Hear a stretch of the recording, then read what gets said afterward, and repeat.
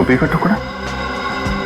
ये यहाँ क्या कर रहा है? शूटिंग में तो कहीं भी धूल मिट्टी थी नहीं। ये मिट्टी का टुकड़ा कहाँ से आया? साहब इसमें तो प्रॉपर्टी का सामान रहता है। प्रॉपर्टी के सामान? और उसमें पीओपी का टुकड़ा? मतलब कोई और था यहाँ पे?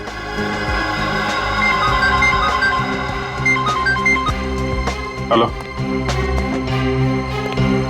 क्या? कहाँ पे? और ये सोफा साफ करो इसे। पता नहीं ठीक से करो मेरी makeup.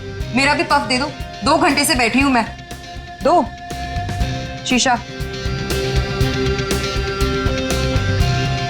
Sir, as per requirement सब चीजें रेडी हैं, बस वो ईशानी मैडम आ जाए। मैडम आ जाए, पता नहीं कब आएगी। जाओ जाकर देख कर आओ। अरे सर, जब वो आएंगे हमें पता चल जाएगा सर। पता नहीं कब आएगी, सबकी बैंड बजी पड़ी और महारानी पता नहीं कहाँ रह गई है।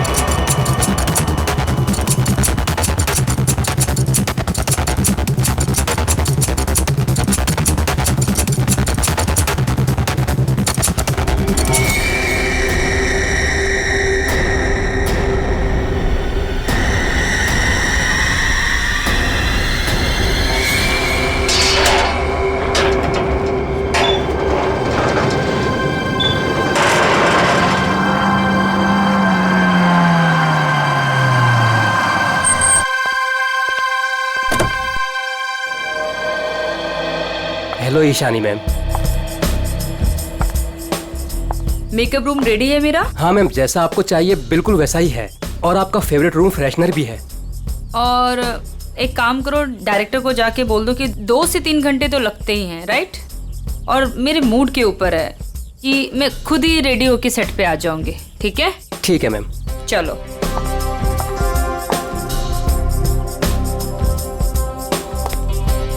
सर, ईशानी मैडम आ गए हैं। आ गई? बीबू जी, देख महारानी के तैयार होते ही आज का पूरा शॉट उसको अच्छे से समझा देना। जी सर। ठीक है? मैं उसके नखरे नहीं झेल सकता। Yes sir. सर, अगर उसने मुझे थप्पड़ मार दिया तो खा लेना एक थप्पड़। स्पॉट सुन, ईशानी मैम का जूस और लो कैलोरी दही जल्दी से लाना, नहीं तो वो शूट कैंसिल कर देगी। सुनो, क्या मतलब है ये सब का? तुम लोग इधर उधर भाग रहे हो जैसे कि पता नहीं कोई शेरनी आ गई है। जाओ जल्दी से जाकर ईशानी को रेडी करवाओ। अब भी मैं डायरेक्शन टीम को बोल के आती हूँ।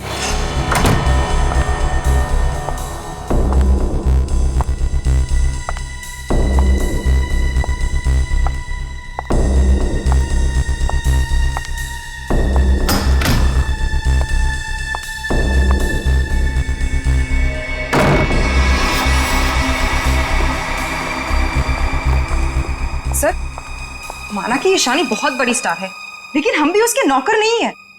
वही तो, सुबह के 9 बजे से हम रेडी होकर वेट कर रहे हैं और वो अभी तक नहीं आई।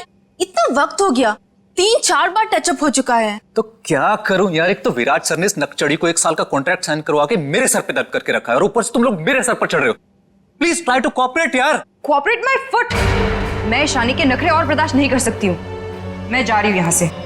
मैं विराट सर के चेक्स वापस कर दूंगी, लेकिन मैं ऐसे काम नहीं कर सकती हूँ। बाय। अरे मैडम रुके। अरे सर, आप ही रोके समायरा जी को।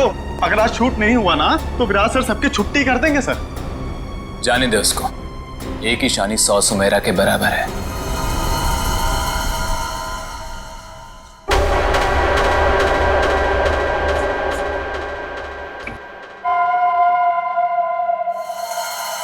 बीबू, बहुत देर होगी, देखना कहां पर है, बुला उसको।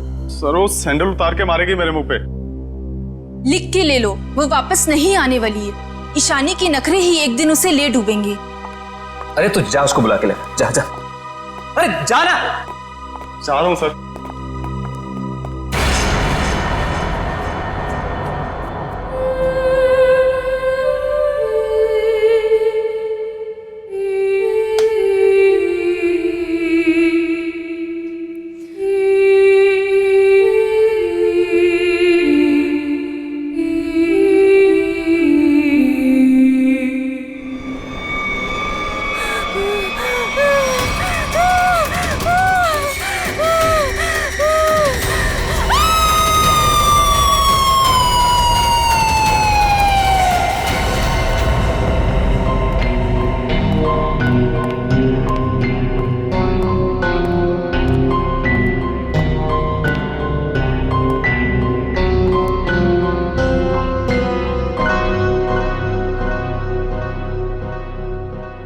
मैम मैम आप रेडी हैं तो मैं अंदर आ जाऊं? मैडम भाग जा यहाँ से, वरना तेरा पैर तोड़ दूंगी।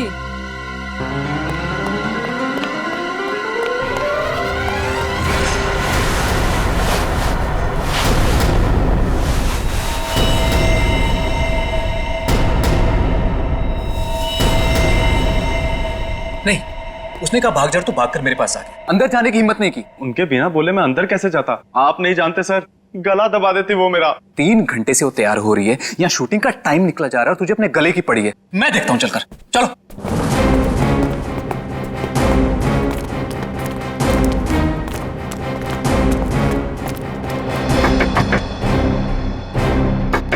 ईशानी, सर प्लीज, मैम गुस्से में लगती है, शूट छोड़कर चली जाएंगी।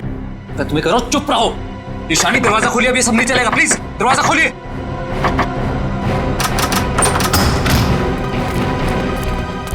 अरे मैम ये हेड क्यों पहनी आपने? ये तो ब्रीफिंग में है ही नहीं। मैम ऐसे बैठे क्यों हैं? क्या अकड़ है इस औरत के अंदर। ईशानी जवाब दो, हमारी तरफ देखो। ईशानी, ईशानी।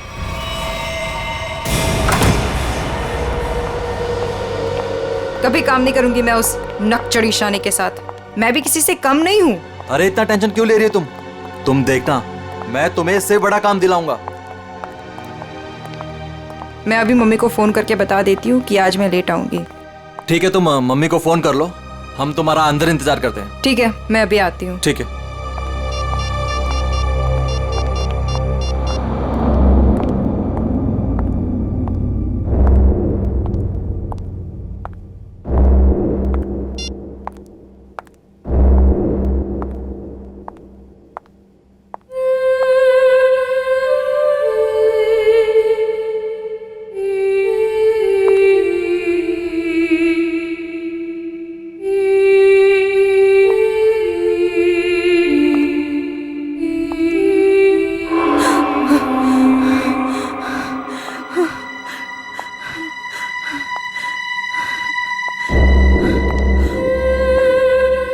कौन है? सामने आओ। ये है? ये यहाँ कैसे?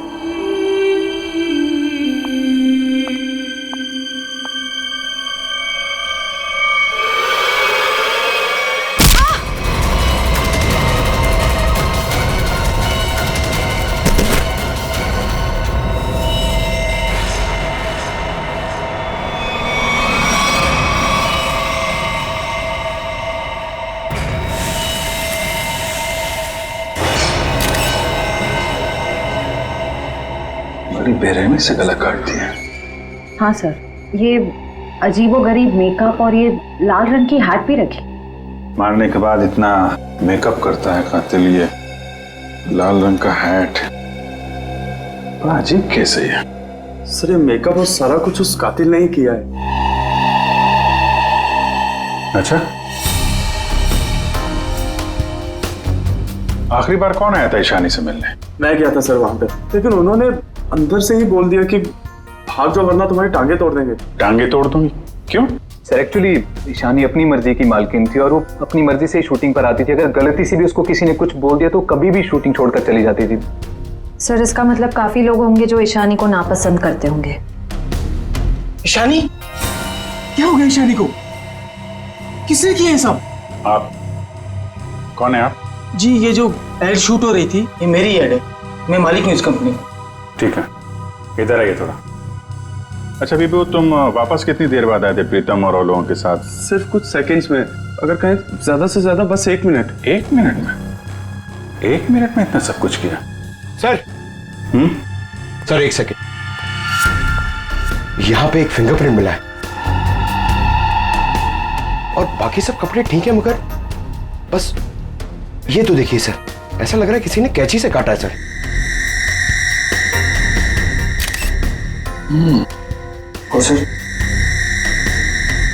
और सर यहाँ पे खून मिला है सर। कातिल पहले से ही कमरे में मौजूद था। सर हो सकता है बिहू ने जो आवाज सुनी वो ईशानी की हो ही ना। हो सकता है। क्या ईशानी से मिलने कोई आया था क्या? नहीं सर, और किसी को आते जाते नहीं देखा। सर कहीं ऐसा तो नहीं कि खूनी ईशानी के कमरे में पहले से ही छुपा हुआ था? एक्चुअली यही हुआ है। आदमी पहले से छुपा हुआ था, फिर वो खून करता है बेरहमी से, फिर इतना सारा मेकअप लगाता है, चेयर पे बैठाता है और लाल रंग की हैट पहनाता है। सब करने में टाइम तो गया ही होगा।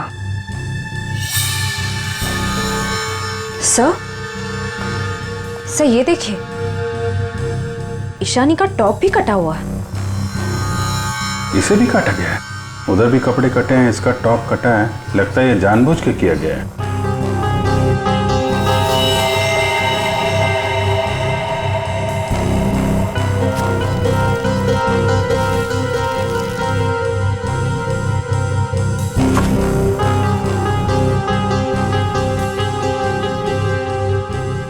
सर ये कॉटन स्वैप्स लगता है मेकअप करने में इस्तेमाल किया गया है। वंश, ये सारी चीजें और बॉडी को फोरेंसिक लैब भेजो। तब तक हम लोग जरा बाहर देखते हैं। सर बहुत ही अजीब बात है, किसी ने भी खूनी को आते जाते देखा ही नहीं। आने जाने की तैयारी पहले से कर रखी थी खूनी ने, ना काम किया और निकल भागा। पर सर ऐसी कैसी तैयारी की होगी कि यूनिट के किसी भी मेंबर ने उसे नहीं देखा? इतना हंगामा हो गया यहाँ पे और ये बेटा सो रहा है। जी साहब। यहाँ से किसी को आते जाते देखा तुमने? साहब मैं तो अभी 5 मिनट पहले ही आया हूँ। 5 मिनट पहले? ये शूटिंग का टेम्पो है ना? हाँ साहब, ये शूटिंग का ही टेम्पो है। तो ये टेम्पो अभी बाहर कब गया था? साहब यही कोई 1:30-2 बजे के आसपास। 1:30-2 बजे? सर उसी दौरान तो ईशानी का खून हुआ था। जब टेम्पो बाहर गया था तुम्हारे साथ कोई और भी था? नहीं। अच्छा, पीछे कोई बैठ कर गया था, तुमने किसी को आसपास देखा? मैडम पीछे तो सामान रहता है, अब पीछे कोई बैठा हो तो मैंने नहीं देखा। इससे अच्छा तरीका और क्या हो सकता है खूनी के यहाँ से निकलने का?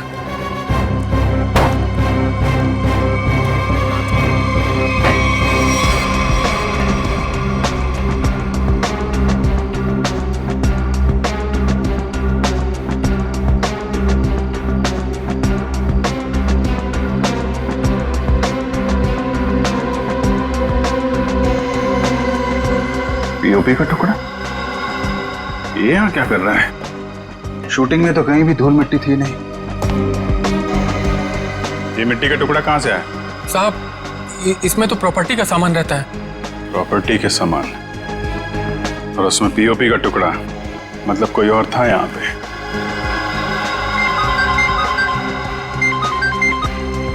हेलो, क्या? कहाँ पे?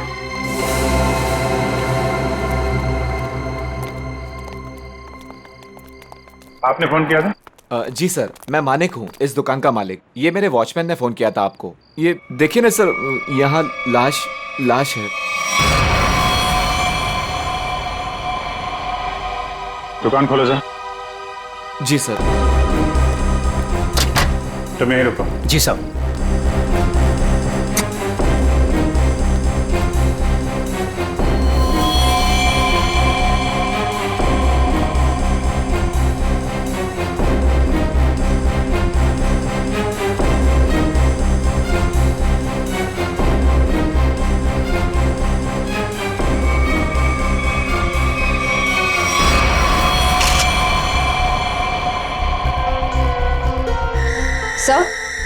सर इसे भी बिल्कुल ईशानी की तरह मारा गया है।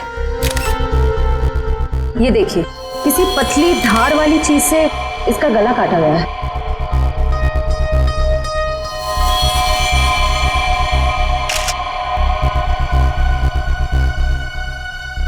सर ये देखिए, इसका टॉप भी वैसे ही काटा गया है।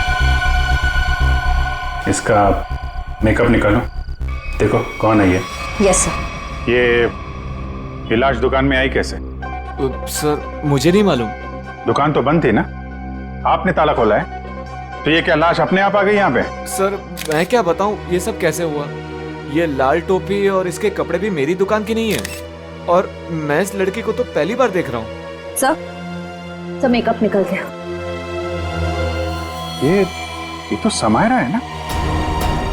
इसकी भी मॉडलिंग वाली फोटो हमने देखी थी वहां पे। हाँ सर। ये दुकान की चाबी आपके अलावा किसके पास रहती है? मेरी पत्नी सोनाली के पास, लेकिन वो तो पटना गई हुई है। अच्छा,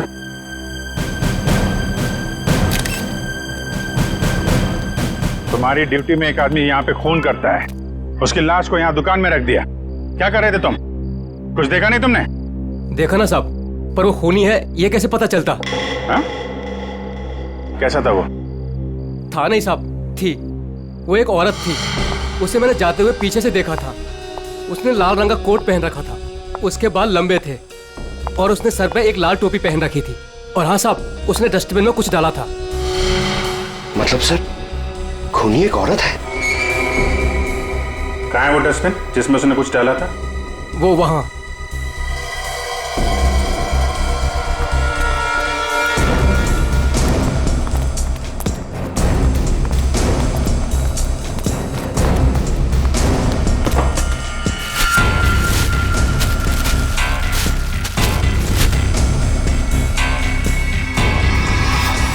तो ये तो फिशिंग का सामान है, मछली पकड़ने का कांटा वाटा। सर ये तंगूस पे खून लगा है।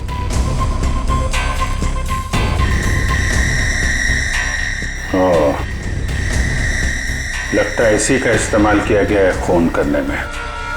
भरे दिन के उजाले में शूटिंग पर कोई मेकअप रूम में घुसता है और ईशानी को मार डालता है, और तुम में से किसी ने कुछ भी नहीं देखा और ना कुछ सुना है?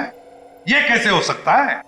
सर एक्चुअली ईशानी की परमिशन के बिना उसके कमरे में कोई नहीं जाता था। इनफैक्ट उसने बीबू को भी दरवाजे के बाहर से ही भगा दिया, और उसके बाद जैसे ही हम लोग गए तो देखा वो मरी हुई थी। चलो सर ये कास्टिंग डायरेक्टर है कीकू। लेकिन सर मुझे यहाँ क्यों लाया गया है? मैंने समायरा और ईशानी का गला थोड़ी काटा है। चुप! तुम ही वो कास्टिंग डायरेक्टर हो ना जो ईशानी और समायरा को जानते हो उनके मॉडलिंग की शुरुआत के दिनों से? जी सर। और विराज की शूटिंग पर तुमने ही भेजा था ना उन दोनों? हाँ सर। मतलब तुम अच्छी तरह से जानते थे कि वो कब और कहां मिलेंगी? देखिए सर गलती हो गई, अब मैं किसी को कहीं नहीं भेजूंगा। दरअसल 5 साल पहले ही मैंने वो काम छोड़ दिया था। 5 साल पहले काम छोड़ चुके थे? कुछ लड़कियों ने मेरे खिलाफ केस कर दिया था, उस वजह से मेरा ऑफिस भी बंद हो गया। तो फिर कल तुमने ईशानी और समायरा को विराज के शूट पे कैसे भेजा? दरअसल दोस्ती दोस्ती में विराज के शूट पर उनको भेज दिया था सर, लेकिन इन सब से मेरा कोई लेना देना नहीं है सर। फिलहाल तो हम मान लेते कि तुम्हें कुछ नहीं मालूम, तुमने कुछ नहीं किया। लेकिन एक बात याद रखो, अगर जरूरत पड़ी तो तुम लोगों को हम फिर से बुला लेंगे। जा सकते हो तुम।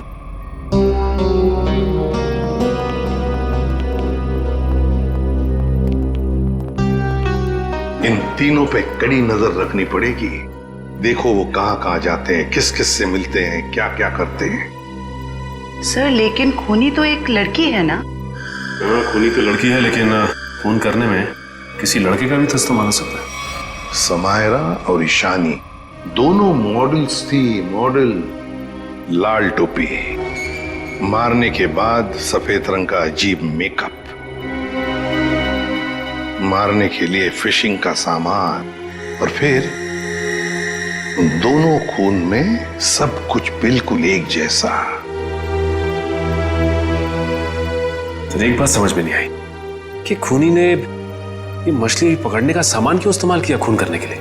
सर बहुत ही अजीब है ये खूनी, और एक ही दिन में 2 मॉडल्स को मार डाला इसने। पता लगाना पड़ेगा कि समायरा और ईशानी दोनों मॉडलिंग के अलावा और कुछ करते थे या मॉडलिंग करने से पहले क्या करती थी। कहीं दोनों के बीच में कोई संबंध तो नहीं था, पता लगाना पड़ेगा।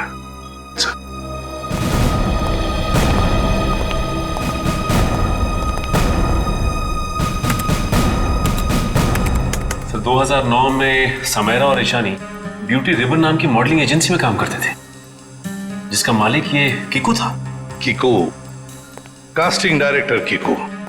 इस कीकू के बंद पड़े ऑफिस में जाना पड़ेगा, देखना होगा शायद इसके बाकी मॉडल्स की भी जान को खतरा हो। और ये भी हो सकता है कि हमें उस औरत के बारे में कोई सुराग मिल जाए।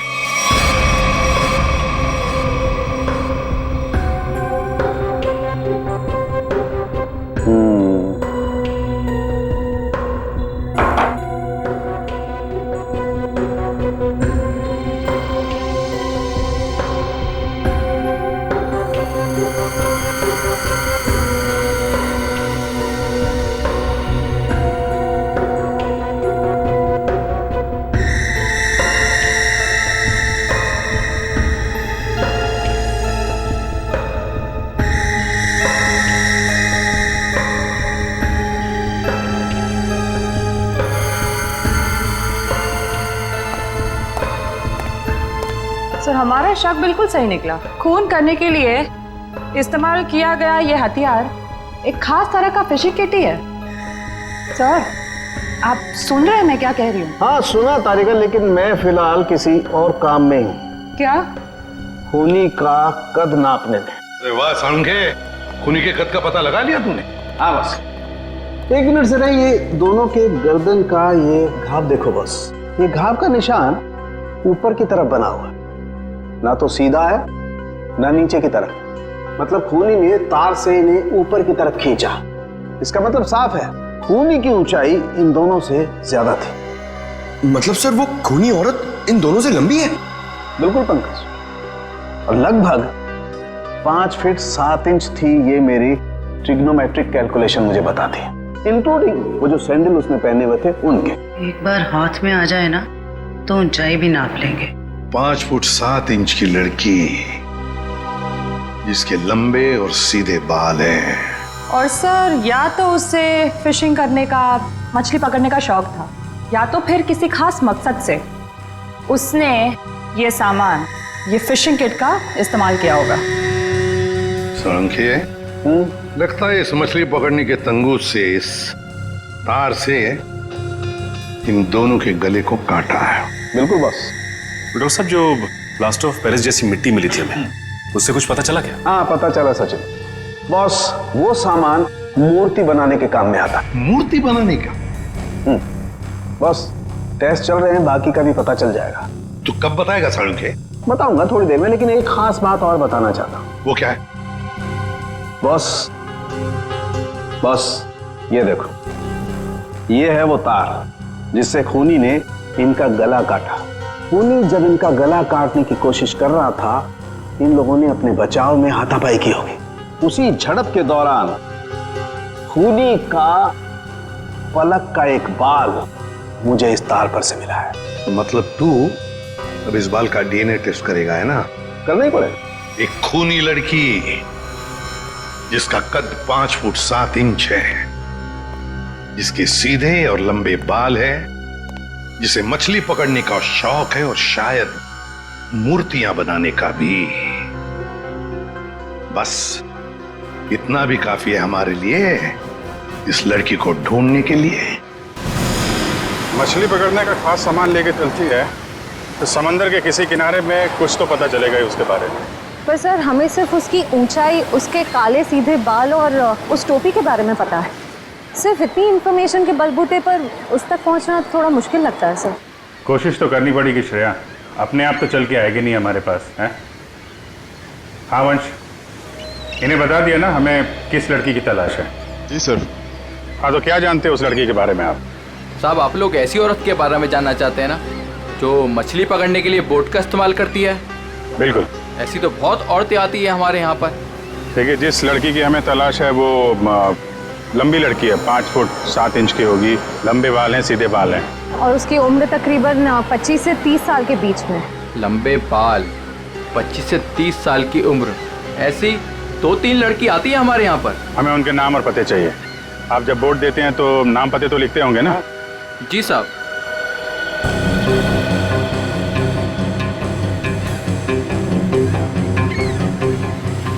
ये तीनों लड़कियां आती हैं 5-6 महीने से हमारे यहाँ पर अपने कुछ दोस्तों के साथ। केशा, एनी, शिखा। केशा, एनी और शिखा। मिलना पड़ेगा इन तीनों लड़कियों से। देखते हैं इनमें से कौन है वो लाल टोपी वाली लड़की। सर कीकू जी ने टैक्स की चोरी की थी, और कुछ लड़कियों के पेमेंट ना देने की वजह से इनकी शिकायत की थी, इसीलिए ऑफिस बंद हो गया। और इनका कोई क्रिमिनल रिकॉर्ड भी नहीं है सर। उसका खून हुआ है वो 2008 में किकुजी की एजेंसी से ही लॉन्च हुई थी, इसलिए ये अभी शक के घेरे में है। विराज, तुम ये बताओ कि तुमने तो किकुजी के साथ और उन मॉडल्स के साथ काम किया था, तो तुम्हें कभी लगा कि वो मॉडल्स किसी मुसीबत में है या फिर किकुजी के काम में कोई गड़बड़ है? मैं ईशानी और समायरा के साथ पहली बार काम कर रहा था, और जहाँ तक किकुजी की बात है तो पैसों के लेन देन में धांधली के अलावा इनमें दूसरी कोई कमी नहीं है। सर, इन तीनों मॉडल्स के कद, रंग और बाल खूनी से कुछ हद तक मिलते जुलते हैं। एक काम करो, इन सबसे पूछताछ करो कि मॉडलिंग के अलावा ये लोग क्या काम करते हैं, क्योंकि इंफॉर्मेशन ये है कि आजकल इनमें से कहीं मॉडलिंग नहीं करती।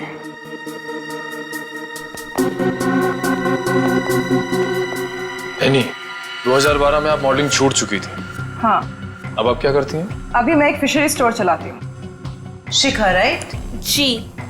आप एक प्रिंट मॉडल है, ये तो हम जानते हैं, उसके अलावा क्या करते हैं? मैं कुछ भी नहीं करती। और आप क्या करती हैं केशा जी?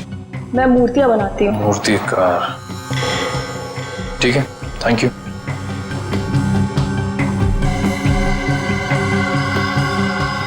तो बिल्कुल खूनी की प्रोफाइल जैसा है। कंपनी का नाम रेड इंक, मेरा शक सही है। इस एजेंसी के मॉडल्स का कुछ राज है। सर, एनी, केशा और डॉली, उन तीनों की प्रोफाइल्स कुछ उन्हीं से मिलते जुलते हैं। सर, इनका संबंध मूर्तियां बनाने और फिशिंग से भी है। तो इनका प्रोफाइल पेशा दोनों शक के दायरे में है। एक काम करो, इन तीनों को ब्यूरो लेके चलो। सर, खूनी की लड़की ने जिस तरह के कपड़े पहने थे उस तरह के कपड़े आ गए सर। Very good. पंकज, इन तीनों के नंबर्स हैं ना हमारे पास? Yes sir. सेलफोन नंबर्स जरा ट्रेस करो, देखो जब उन दोनों लड़कियों के खून हुए तब ये तीनों कहां थी। Yes sir. जयंती सर, ले जाओ। जी, आप तीनों मेरे साथ आइए। कहाँ? अभी बताती हूँ, आओ।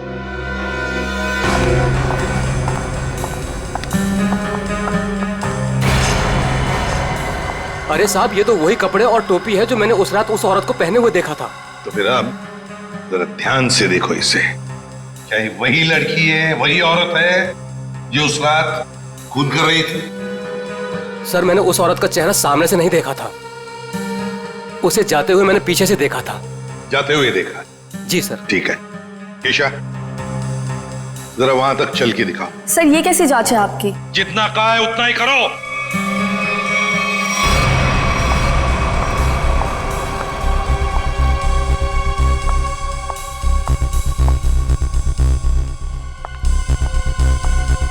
नहीं साहब। नहीं। ठीक है, आप आइए मेरे साथ।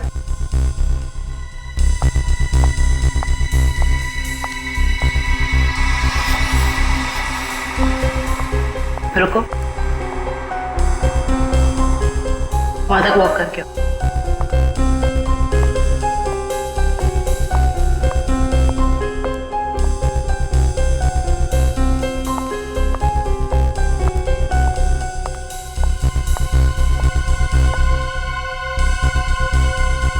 ये भी नहीं है सर।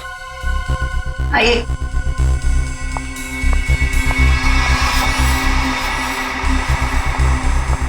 सर, इन्हें तो कपड़े काफी अच्छी तरह से फिट हो रहे हैं। हाँ, दिख रहा है। अब ऐनी जी जरा चल के भी दिखाइए।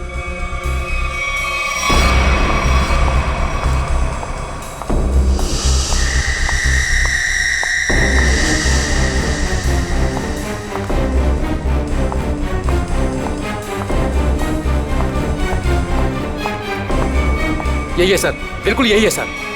क्या बक रहे हो?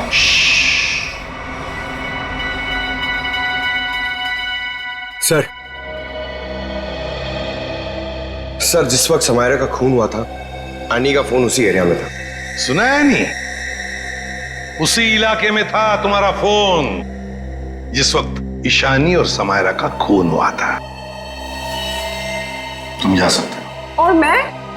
आपको तो रुकना ही पड़ेगा। सर, मैं क्यों नहीं जा सकती? वो इसलिए कि खूनी की चाल और तुम्हारी चाल बिल्कुल वही है। और तो और सबसे बड़ी बात कि तुम्हारा फोन उसी इलाके में मिला जहां पर इन दोनों लड़कियों का खून हुआ। सर इन सब का क्या मतलब है? I mean, दो लोग एक जैसे दिख सकते हैं ना? और फिर वॉचमैन ने ऐसा तो नहीं कहा कि मेरा चेहरा खूनी के चेहरे से मिलता है। लेकिन जिस वक्त खून हुआ उस वक्त तुम्हारे मोबाइल की लोकेशन भी वही की बता रही है, और ये सब कुछ इत्तेफाक तो नहीं हो सकता। सर उस वक्त सैकड़ों लोग उस एरिया में थे, तो क्या सब खूनी है? बस बस, बहुत बोल दिया। बताओ क्यों किया खून ईशानी और समायरा का? सर आप मुझ पे दो खून का आरोप लगा रहे हो, मैंने कुछ नहीं किया ऐसा। अभी तो सिर्फ आरोप लगाया है, सजा मिलनी तो अभी बाकी है। सजा? जी सजा, खून की सजा फांसी। सर मैंने कुछ नहीं किया ऐसा, मैं बताती हूँ सर। बताओ। पर मेरी एक शर्त है। ये लो, इनकी एक शर्त भी है। चलो बताओ क्या शर्त है? सर मुझे 50 लाख रुपए चाहिए। 50 लाख रुपये? हाँ। चलो दे दिए। अरे लेकिन तुम पैसों का क्या करोगी? तुम्हें तो सजा होने वाली है। आप वो सब छोड़िए, मैं आपको बता रही हूँ ना, मैंने कुछ नहीं किया। सर मैं तो सिर्फ उसे जानती हूँ जो खूनी को जानता है। और वो है शिखा। शिखा? तुम इतने यकीन के साथ कैसे कह सकती हो?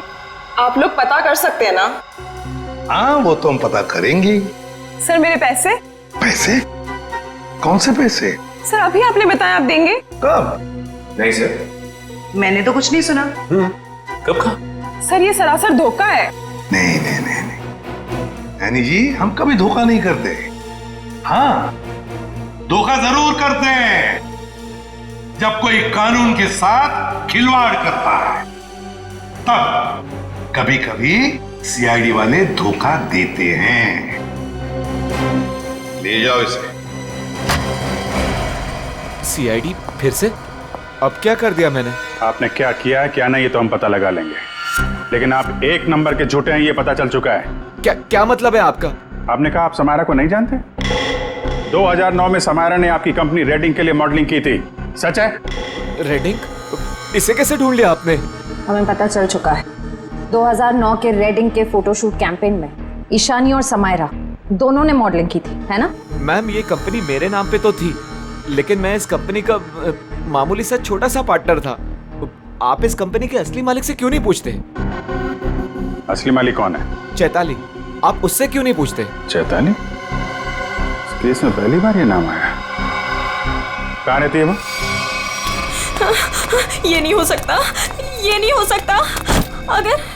अगर सीआईडी को सच का पता चल गया तो बहुत बुरा हाल होगा मेरा।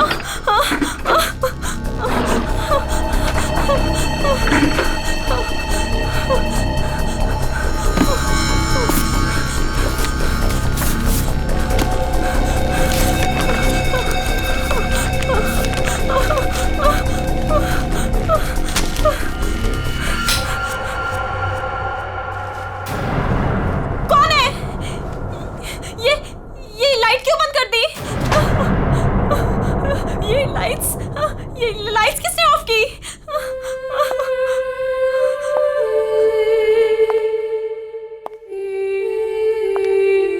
कौन है वहां? कौन है वहां?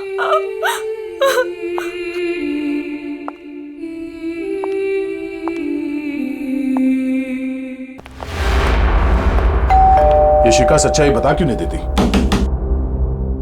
सर पहले कुछ सच बता देती तो किसी की जान ही बच सकती थी।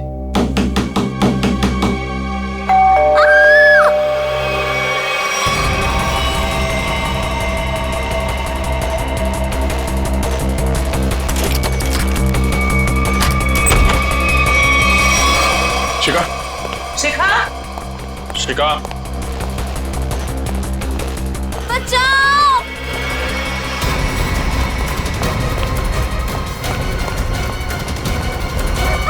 शिखा?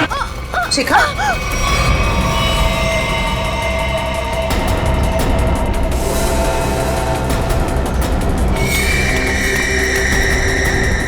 नस कटी नहीं है। इशिता जल्दी एम्बुलेंस को बुलाओ, जल्दी। भाग गई, कोई बात नहीं, बच के जाएगी कहाँ? सर को जलाने की कोशिश भी की गई है। नो। शिखा,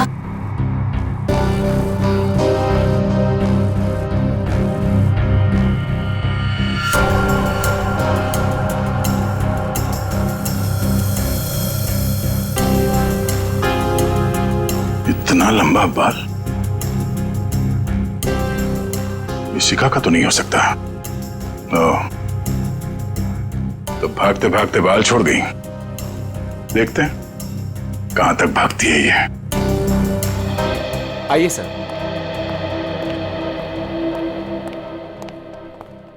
सर मैं यहाँ तब से नहीं आया जब से मेरी और चैताली की हिस्सेदारी वाली कंपनी बंद हुई है। पता नहीं है वो कहाँ है। घर की अच्छी तरह से तलाशी लो, देखो क्या मिलता है।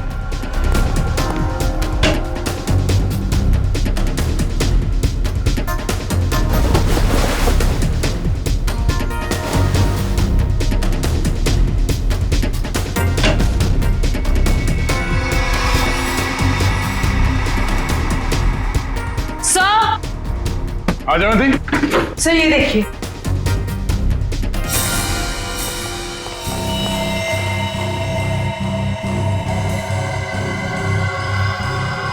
ये तो उस खूनी का पहना हुआ है। सर इस बंद पड़े घर में ये यहाँ कैसे आ गया? चल निकालो उसे बाहर।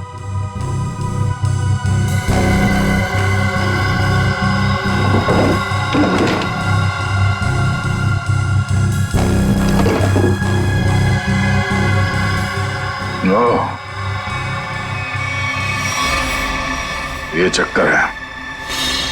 सारंगे, शिखा के घर की खिड़की से हमें एक बाल मिला। जरा मैच करके देख पलक के बाल से।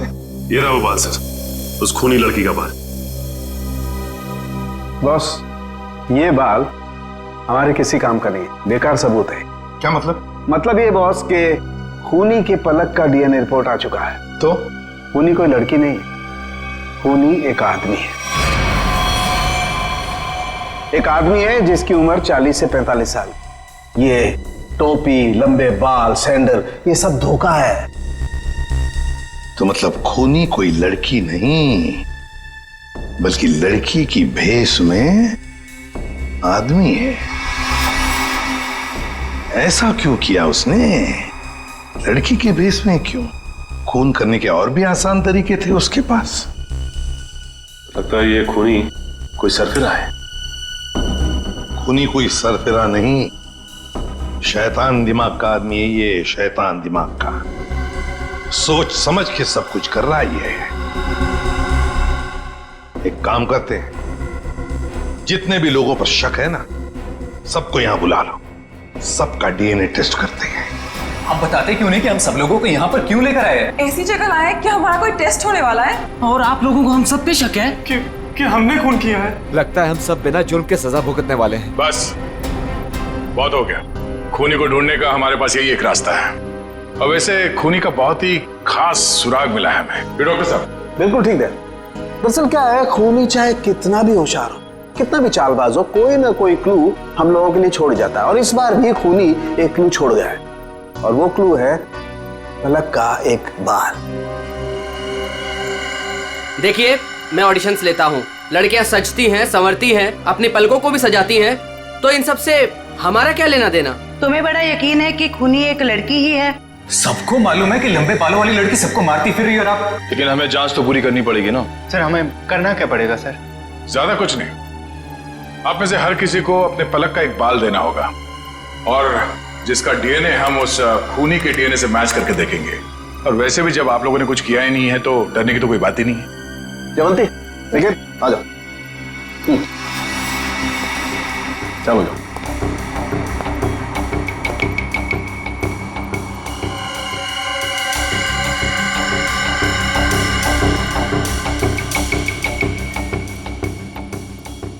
देखिए प्लीज, मेरी तबीयत ठीक नहीं लग रही, मुझे चक्कर आ रहे हैं, मुझसे ये सब नहीं होगा।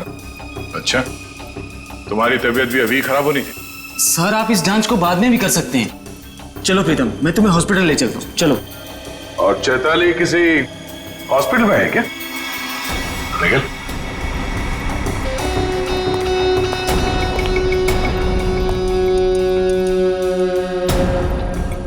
सही कह रहा हूं ना मैं? मिस्टर विराज या फिर चैताली का पति कहना बेहतर होगा।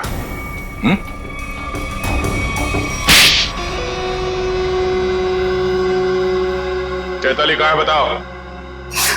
चैताली अब इस दुनिया में नहीं है, और जिनकी वजह से वो इस दुनिया में नहीं है, मैंने उन सबको, समायरा और ईशानी, उन दोनों को भी चैताली के पास पहुंचा दिया। और जिस लड़की शिखा को आपने बचाया है, मैं उसे भी नहीं छोड़ूंगा। तुम सीआईडी के सामने किसी को जान से मारने की धमकी दे रहे हो मिस्टर विराज, बड़ी हिम्मत है।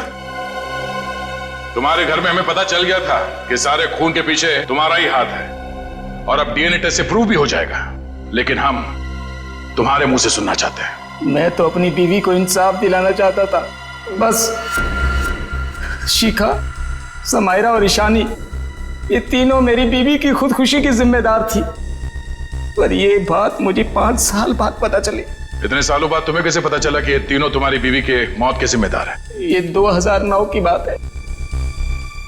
चैताली ने द रेड इंक कंपनी में पैसा लगाया था, और ये तीनों लड़कियां उसके बराबर की पार्टनर थी। माणिक तो बस नाम का पार्टनर था इनके पीछे। मैं उस वक्त यूके में था और इन तीनों लड़कियों को जानता भी नहीं था, लेकिन जब इनकी कंपनी नुकसान में चली गई तो इन तीनों ने मेरी बीवी को कर्जे और बकायेदारों से लड़ने के लिए अकेला छोड़ दिया और उसे मरने पर मजबूर किया।